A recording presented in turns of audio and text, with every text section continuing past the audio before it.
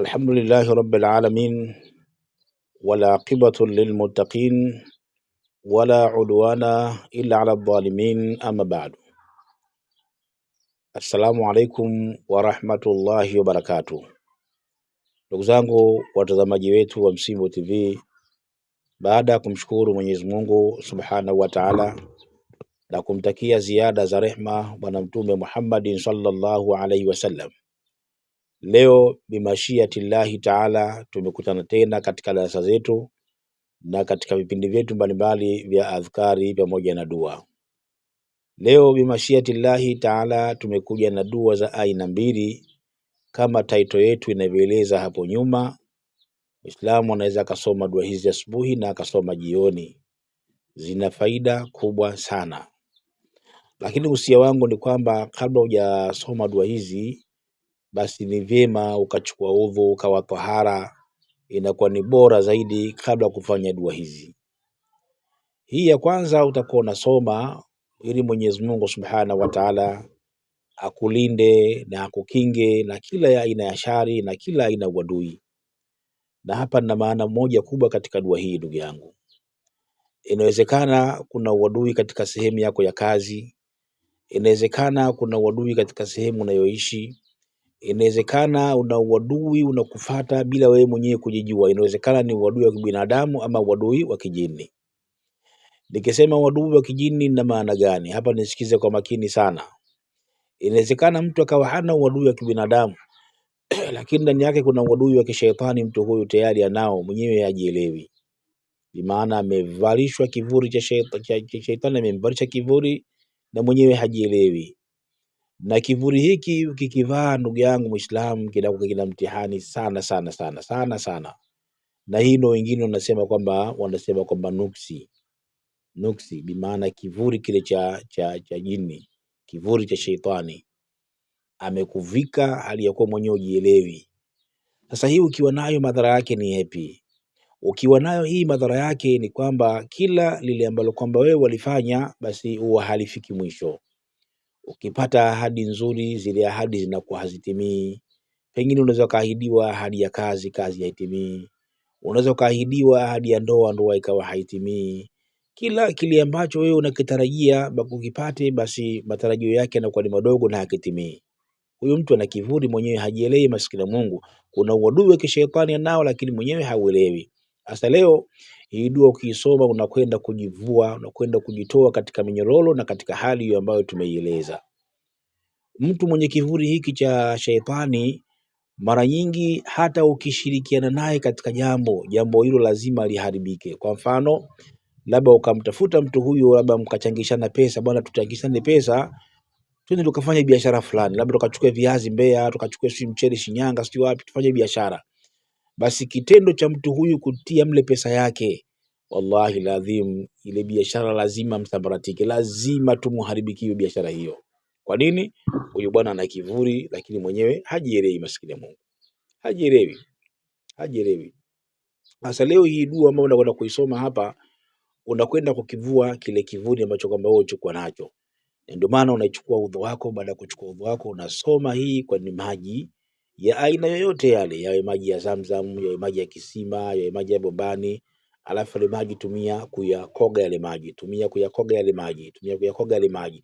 Ukimaliza kufanya hivyo, ndio unatoka nje sasa. Baada ya kutoka msalani, ndio unatoka nje sasa, sio kwa safi tayari, unakaa kwenye msala wako. Alafu kuna aya hapa, utaisoma hii aya mara 19. Utaisoma mara 19. Ukimaliza kusoma hii aya, mwambie Mwenyezi Mungu yanayokusibu, mwambie Mwenyezi Mungu mahitaji yako, mwambie Mwenyezi Mungu shida yako. Kisha baada hapo msalie Mtume Muhammad mara 10, alafu mwachie Allah Subhanahu wa Ta'ala. Hii ndio dua ambayo siku leo biidhnillah Ta'ala nimekuletea ndugu yangu, nimekupa ndugu yangu, ili uende ukaifanyie kazi. Tunafatwa sana na baadhi ya watu wabaya, tunafatwa sana na uadui. Muda mwingine mpaka mtu anafatwa mpaka anakosa raha ya dunia, shekhe. Kabisa. Kama watu wanakuandama sana, wanakufuata sana, basi inshallah nenda kasome dua hii. Twende nikaisome, nitairudia mimi hapa mara 2, na kisha baada hapo nitakupa zile aya ambayo utakwenda kuisoma baada ya kumaliza kusoma dua hii. Lakini dua hii kabla kusoma, kwanza anza kuchukua udhu kama unataka kuswali. Baada ya kuchukua udhu, ndio unachukua haya maji, baada ya kusomea ndio unakwenda kuyaoga maji haya. Ogea bafuni, usiogee chooni. Na baada ya kuoga maji yako ndio utakuja kusoma hii aya. Twende kwenye hii dua yenyewe, unaisomaje? Dua ni hii, utaanza bismillahir rahmanir rahim. Allahumma rabba samawati sab'a wa rabbal ardi wa rabbul arshil azim. Allahumma rabba samawati sab'a wa rabbal arshil azim. Kulli jara min fulani bin fulani. Hapa fulani bin fulani hapa achana nayo, kwa sababu wewe humjui nani anayekufanyia wadoi. Kama itakuwa unamjua, basi unaweza ukamkusudia kwa jina, lakini kama humjui, pengine ni shari ya kijini, shari ya kishetani, shari ya kichawi, wewe hapa kun jara min fulani bin fulani, wewe achana nayo. Baada ya hapo unasema Allahumma rabba samawati Allahumma rabba samawati sab'a wa rabbal arshil azim.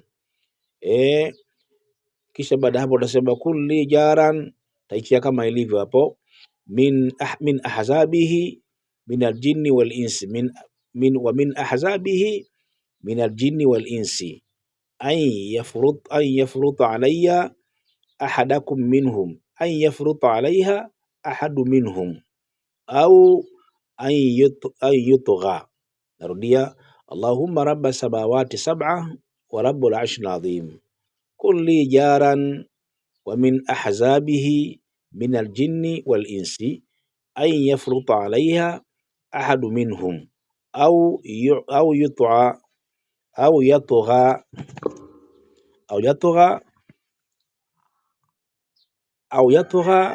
aza jaruka wa jalla thanauka wa la ilaha ghayruka ij'alni fi jawarika min sharri kulli dhi sharri wa min sharri shayatin au min sharri shaytanir rajim inna waliya Allah alladhi nazala alkitaba huwa yatawalla salihin. Narudia tena, Allahumma rabba samawati sab'a wa rabbal ardhil azim wa rabbul arshil azim. Kulli wa min ahzabihi min aljinni wal ins an yafruta alayya ahada minhum au yatgha aza jaruka wa jalla thanauka wa la ilaha ghayruka ij'alni fi jawarika min sharri kulli dhi sharri wa min sharri shaytanir rajim inna waliya Allah alladhi nazala alkitaba huwa yatawalla salihin. Hiyo ndio dua utaisoma na utairudia kwa idadi ambayo nimekueleza, na inshallah nitaiandika hapo chini ili yule ambaye anataka kuichukua basi aweze kuichukua. Kwa hiyo baada ya kuisoma ndio unaingia kwenda kuoga maji yako sasa bafuni. Ukishaoga umechukua tayari, umekaa vizuri, umetulia, ndio unakuja kusoma aya hii ambayo nitakwenda kukutajia muda si mrefu. Lakini kabla sijakuletea aya hii, ndugu yangu Waislamu, niwakumbushe tena kwamba leo tupo katika tarehe 4 ya mwezi huu wa 6, tukiwa bado tunaendelea na harambee yetu ya kuchangia kupatikana kwa kamera, na kama nilivyoeleza toka huko nyuma kwamba channel yetu sasa hivi ishakuwa kubwa, vifaa tulivyokuwa navyo ni duni, uendeshaji wake ni duni. Kwa hiyo kadri tunavyokuwa basi tunazidi kupanua wigo wa channel yetu hii. Channel kamera unayohitaji Waislamu inauzwa milioni 1.8 kwa bei ya mtumba. Inshallah Mwenyezi Mungu ajalie, kama atapatikana mpenda kheri mmoja katununulia, itakuwa ni ahlan wa sahlan. Na katika harambee yetu mpaka leo tuna 1,173,000, tuna 1,100,000 na shilingi 73,000. Biidhnillahi taala, Mwenyezi Mungu ajalie wapatikana wapenda kheri, wale ambao wanaweza kuyafanya mambo haya kwa ajili yake Mwenyezi Mungu Subhanahu wa Ta'ala, na wao wana fungu lao kubwa sana mbele ya Allah. Na nimesema kwamba kila yule ambaye anatoa sadaka yake watu waachi hivi hivi, kuna diary maalum tunawaandika majina yao, kwa sababu mwisho wa siku kuna dua maalum tutakwenda kuwafanyia watu hawa kwa ajili yao, kwa wao kujitoa na kulifanikisha jambo hili biidhnillah taala. 1,108,000 kama dola 700 hivi, kitu kama hicho, kama dola 700 kitu kama hicho. Ndugu zangu, niwaombe wapenda kheri popote mlipo, tulifanye hili jambo kwa rahisi, tupate kifaa hiki inshallah kifanye kazi ya Mwenyezi Mungu Subhanahu wa Ta'ala. Tunaomba sana katika hilo, na atakayekuwa tayari basi namba yetu ni 0778 905151 0778 905151. Hiyo ni Airtel, na Tigo ni 0773 110001 0773 110001. Jina Ali Athmani. Twende katika aya sasa. Ushikoga tayari maji yako hayo, Umerudi sasa, umekaa kwenye msala wako, unasoma aya hii mara 19. Unasoma qulillahumma fatira samawati wal ard alima alghaibi washahada anta tahkum baina ibadika fima kanu fihi yakhtalifun. Narudia, qulillahumma fatira samawati wal ard alima alghaibi washahada anta tahkum baina ibadika fima kanu fihi yakhtalifun. Narudia tena, qulillahumma fatira samawati wal ardi alima alghaibi wa shahada anta tahkum baina ibadika fima kanu fihi yakhtalifun. Ukimaliza kusoma hii aya, unamwambia Mwenyezi Mungu haja zako, unamwambia Mwenyezi Mungu shida zako, unamwambia Mwenyezi Mungu yale ambayo kwamba wewe sasa unahitajia, ndio hapo utamwambia Mwenyezi Mungu Subhanahu wa Ta'ala. Acha nirudie tena kwa mara pili aya hiyo. Unasema qulillahumma fatira samawati wal ard alima alghaibi wa shahada anta tahkum baina ibadika fima kanu fihi yakhtalifun. Narudia, qulillahumma fatira samawati wal ard alima alghaibi wa shahada anta tahkum baina ibadika fima kanu fihi yakhtalifun. Hapo ndio unamwambia Mwenyezi Mungu yale ambayo kwamba wewe unakusudia katika haja zako, katika shida zako, ndio unakwenda kumkabidhi na kumwambia Mwenyezi Mungu Subhanahu wa Ta'ala. Ndugu yangu Muislam, usijidharau hii dua, usiache hii dua, hebu pita ichukue na nenda kaifanye kazi, kwa sababu ina faida kubwa sana kwa maisha ambayo leo tunayoishi, maisha ya chuki, maisha ya fitna, maisha ya hasadi, maisha ya vijicho, maisha ya sihiri. Basi inafaa sana kuitumia, inafaa sana kuijua. Kwa hiyo ichukue basi, iandike kuwa nayo, ili uweze kuitumia kwa namna moja ama nyingine katika shughuli zako, katika ibada zako, na kumuomba Mwenyezi Mungu Subhanahu wa Ta'ala kupitia katika dua hiyo. Na kama ule mbaya wako unamfahamu kwa jina, si mbaya ukamtaja, kuna sehemu ya kumtaja hapa, unakwenda unamkusudia kwa jina kabisa, lakini ni vizuri usimtaje jina, wewe omba kwa jumla jamala. Yoyote atakayehusika, basi insha Allah dua hiyo imkumbe. Wassalamu alaikum warahmatullahi wabarakatuh.